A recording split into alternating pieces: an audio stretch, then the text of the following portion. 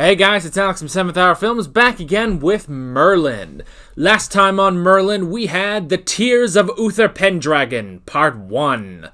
So, Morgana was found after a year-long search for her, and everything seemed to be okay. However, Morgana was putting up an act and was completely evil and was beginning a new plan with more ghosts to destroy Uther, which involved a mandrake to make Uther go crazy, and then getting the help of Senred and his armies, and invade Camelot because they don't have a leader anymore now that Uther is gone, completely forgetting the fact that they still have to deal with Uther Pendragon, who is a force to be reckoned with. Merlin tried to follow Morgana, and was actually caught. This is the first time someone actually noticed that Merlin was following them.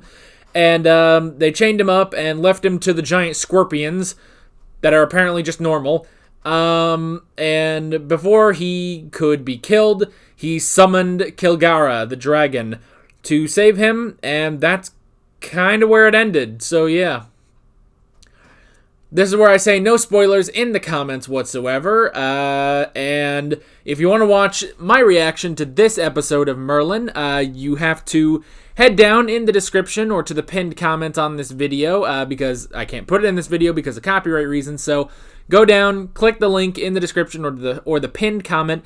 It'll take you to my highlight reaction, which, you know, the footage is in the corner. It's all edited and nice and good. You can go, you can watch it, you can hopefully have a good time, and when you're done with that, you can pop right back over here to this YouTube video for the discussion. So, yeah, that is pretty much that. With all that being said, let's go ahead and get into this episode of Merlin. Here we go.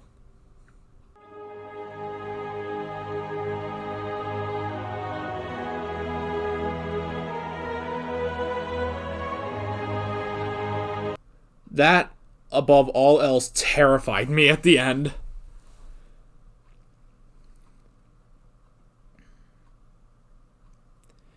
You can't redeem her, can you? I don't know. I don't know if you can. 'Cause, I mean, she's kind of gone, you know, gone off the deep end, really. She's kind of gone off the deep end. She's turned to the dark side, but can you truly redeem her? I don't know. I think he tried. He tried to talk to her, you know, which is good. He actually tried to talk to her, but maybe if he revealed that he had magic, if he had done that from the beginning, that would have solved everything. That I don't understand the most. Why, from the beginning, he didn't tell her. It's honestly, and why no one mentions that too? Like why doesn't he say, like, you know, if I had just told her from the beginning, this wouldn't have happened? You know?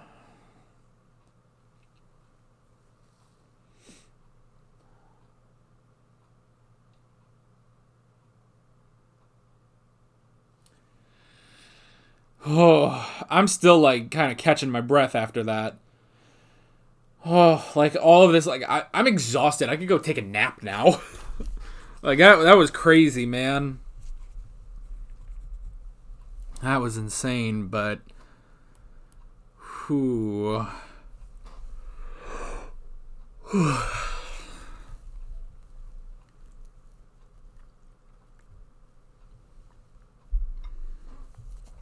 Okay. We might as well head right into the notes, you know? Okay. I wrote down Merlin and Kilgharrah. So, I like Kilgharrah saying, you know, I cannot resist the call of a dragon lord, even if I want to. I kind of like that. You know, it's a good way to bring him back.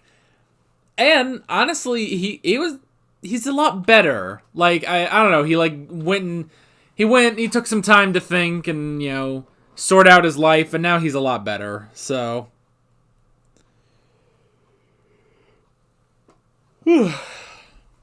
so that's good.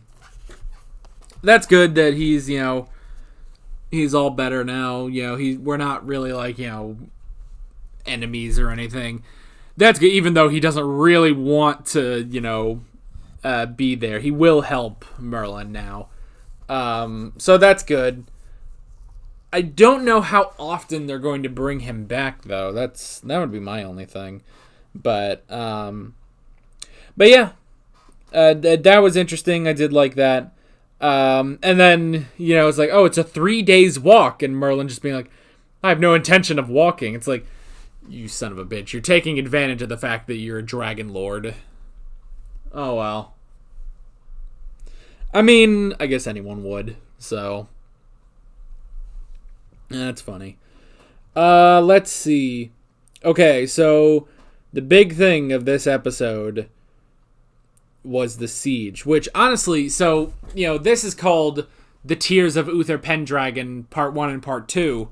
Honestly, I think they should have gone the Doctor Who route, and instead of doing Part 1 and Part 2, they should have just had 2 separate titles, Like, still, yes, it is Part 1 and Part 2, but just keep them with different titles, which is something I like about Doctor Who. It means I don't know when a two-parter is going to pop up, with the exception of The End of Time, Part 1 and Part 2. So yeah. I don't know. Sorry, I'm exhausted apparently. I've been tired all day, so it's not just the fact that this was an exhausting episode to watch. But yeah, honestly, like, the first episode should have been called The Tears of Uther Pendragon, and this episode should have been called The Siege of Camelot. Like, that would have been a lot cooler, but that's okay. The Tears of Uther Pendragon is still a badass sounding name. It's like, like it still sounds like awesome, and crazy. So I do like that. So yeah, we had to prepare for the siege. Arthur had to prepare for the siege, and that's the thing. Arthur stepping up to the plate. Stepping up to the plate on this one, Even though he was not king, he had to take control of everything. He took command. He prepared for the siege, He prepared even without, he prepared without his father. So I like that. It is, this sort of, I don't know. It's like this is the first like big moment for Arthur, and he's had moments before, but it's like this is the first time where it's just him. Like he's fought in battles, but this is the first time that he is commanding the battle. So that was awesome. I did like Arthur stepping up to the plate. I wrote down the staff. So Morgana almost kept the staff. I actually wanted Merlin to get his staff and they have a staff fight, but that goes into the whole Merlin won't tell Morgana he has magic, which we'll talk about in a minute. But I thought the staff was cool. It was a very interesting design. Sort of like the thorns or antlers like coming up and stuff. The only thing is, I would have put like it almost looks like it's supposed to be like holding something, So it's like, it should have like an orb or something, but it still worked. I guess it did like start glowing in the center when she started doing stuff. So I guess that works. So yeah, I like the staff, even though Morgana can't keep the staff like Merlin kept his.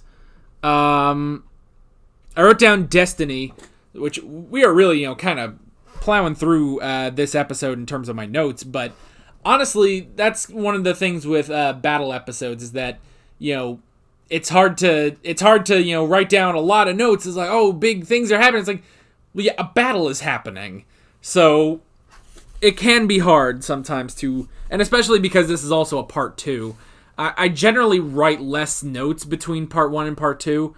Or I write the same amount of notes generally for a part 1 and part 2 that I would write for just a plain old episode.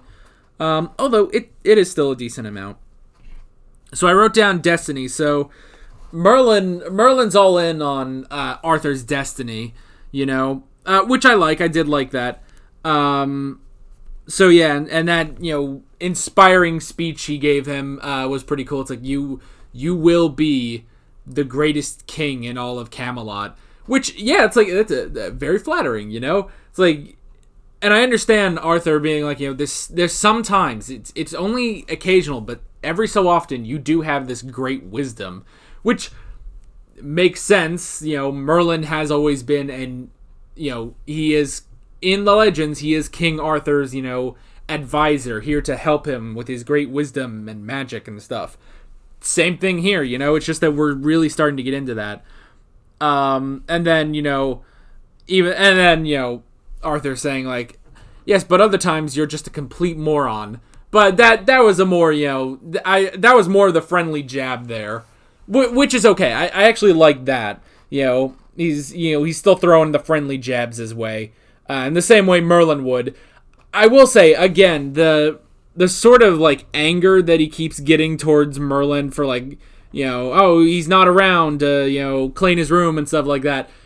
I will admit that that's getting kind of old with, him just getting so mad and then throwing shit at Merlin. That part kind of gets a little old, but whatever. It's fine. So hopefully maybe they tone down on that a little bit. Because I feel like towards the end of season 2, they started ramping that back up a bit. And I'd rather it stay minimal. Like, you can do some stuff, but it more like... Well, honestly, more like the thing with the bucket that they did last episode. I thought that was a lot better. And it's funnier, than him just, screaming Merlin, so angrily. I wrote down the dead. So, yeah, Morgana brought the dead back to life in order to face the Knights of Camelot. That was crazy. That was crazy, but it was interesting. And I thought, it was like when she brought the dead back that they would, be all in their clothes and they'd be, just these zombies. It's like, no, they're just skeletons, just completely just skeletons with swords, which was interesting. And actually, like I pointed out, like, it's obviously it's all, these skeletons are all CG. They had actually pretty decent choreography, about on par with the normal choreography for these sword fights. So that was actually pretty nice. It actually did look like, even though, yes, these skeletons, they're CG, they look incredibly fake. It's not great CG, but it does look like Arthur is legitimately fighting something, is like legit sword fighting something. So I actually kind of like that. All right. So yeah, that was cool. And that was just like the reveal of that, when Merlin's just, and Arthur's, and he turns around and they're just there. They're just standing with swords. Like, It's like, like, all right. Like, that was crazy, man. But I like that. And I like that, once they defeat them, after Merlin destroys the staff, I like, they defeat them and they all, fall down. And then, like, for some reason, that just gives them a renewed drive to go take on the real enemy, take on Senred's forces. And they drive them back. I did like that. Just the amount of people in this was insane, And obviously, I'm sure on those far shots, on those wide shots, I'm sure there was a lot of CG in there, for how many people were actually fighting. But, all of that was really, really good and tense, It kind of took me back to Game of Thrones, I'll be honest. It took me back, honestly, the first thing I think of when it's like, they're coming up the walls and you have to, knock them back down. I'm thinking of The Long Night, but there were other battles, obviously. I mean, the battle at Blackwater Bay also comes to mind now that I really stop and think. So yeah, I did like that. I wrote down Merlin and Morgana. So, first off, I will say, they had a great sword fight. Like, maybe the best sword fight we've had in the show so far. How they have any training in a sword, I don't know. Like, okay, maybe you could make an argument for Morgana that Uther did have her trained just so she could defend herself. Like, that sounds like some... Or, honestly, growing up with Arthur, that could have just been something she did. She learned how to, sword fight. Probably just to piss Arthur off, That sounds like something she would do. So, I suppose you could say it's possible that Morgana had some sword training. Merlin, I'm not quite sure about. I'm not quite sure about Merlin. Like, yeah, he's picked up a sword every so often, but he's not that great with it. He's generally, knocked on his ass and he has to do magic. And here, to his credit, he was knocked on his ass and he had to do magic. But it just seemed like, it seemed like he held his own for quite a while, actually. Longer than I would have expected for him. But good for him, good for him. But, okay. The main thing I wanted to talk about.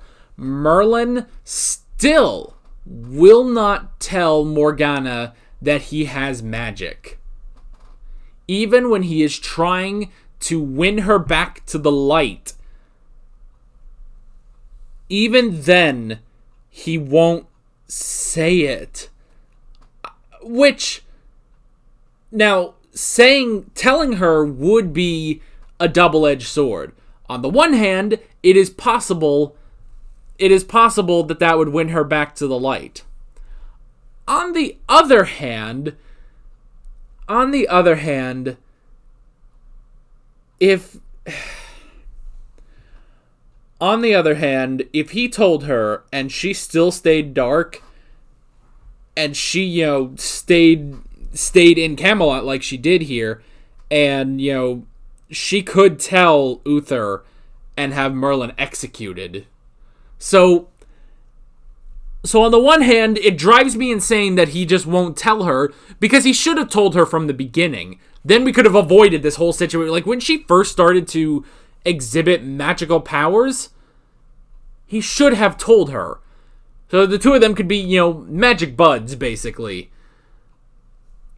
Because if they had been magic buds, magic buddies, and then, he teaches her some stuff, and, she learns, they form a bond, a magical bond, if you will.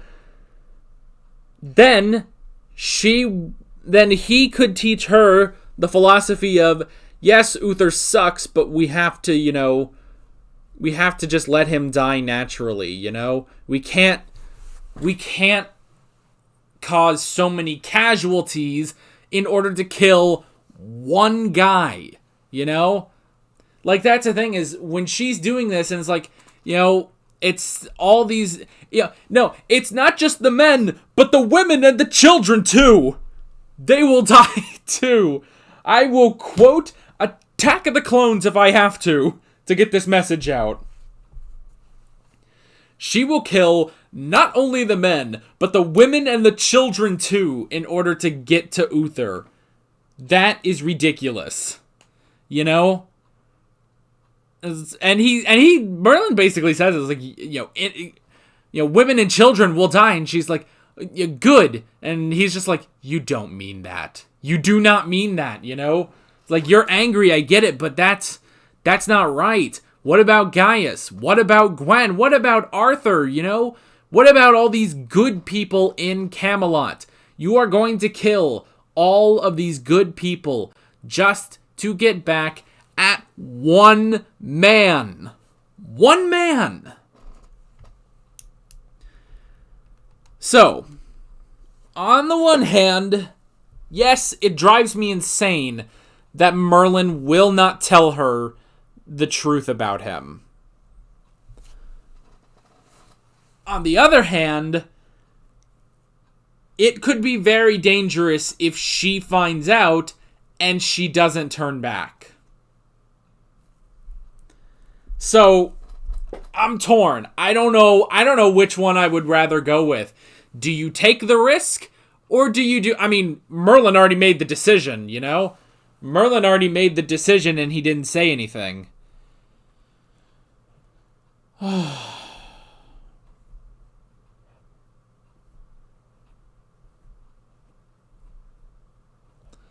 And then the last thing I wrote down was true hero. Morgana, the true hero. Oi. Morgana is the true hero, so she's going to be sticking around as our recurring villain. She'll be our recurring villain this season. It will be interesting to see the dynamic between her and Merlin and Gaius, because Gaius also knows. You know what we need? We need a nice Gwen episode. When was the last time we got a Gwen episode? I think it's time for Gwen to get another episode. I think we need a break. That was a premiere. That was a 2-part premiere. What are they going to do for the finale? We had a complete siege that involved raising the dead. What are we going to do for the finale? I have no idea. This is a crazy season already, and I am very excited to get into it. And I'm curious to see, what will we do with Morgana? Will we redeem her? Evidently, I got tongue-tied doing that. Are we going to redeem Morgana? I don't know. I kind of want her to be redeemed just so her smiles aren't evil. Because, damn, those smiles. They pierce my heart, man. Ugh. Those eyes. Those terrifying eyes. It's like when those eyes turn on you. Ugh. It's terrifying. I guess that's kind of it. That's all I wrote down, so... yeah. What will we do? What will you become? Let's end this on another Star Wars reference. With all that being said, I'm Alex from 7th Hour Films, and I will see you guys next time. Take care.